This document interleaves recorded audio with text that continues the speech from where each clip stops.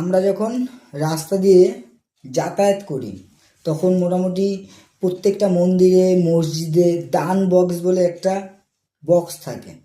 সেই বক্সে কম বেশি আমরা সবাই সামথিং কিছু আমাদের যার যেটা সামর্থ্য সেটা আমরা দেই আমাদের ভগবানের নামে, আমাদের আল্লাহর নামে। আমি একটা কথা বলি সব্বাইকে, কথাটা হলো গিয়ে যে আমরা যে টাকাটা দান করি, যে টাকাটা আমরা দান করি ভগবানের নামে, সেই টাকাটা দিয়ে একটা পথের শিশুকে, একটা পথের গরিব মানুষকে, ভিক্ষুককে একবেলা একটু ডাল ভাত যদি পারো খাইয়ে দিও, তাহলে ভগবানকে যে টাকাটা দিচ্ছ ভগবান তার থেকে বেশি খুশি হবে। ওই গরিব মানুষটাকে যদি তুমি একবেলা একটু ডাল ভাত খাওয়াও বা একবেলা তার অন্ন জোগাতে তুমি যদি পারো, ঠিক আছে?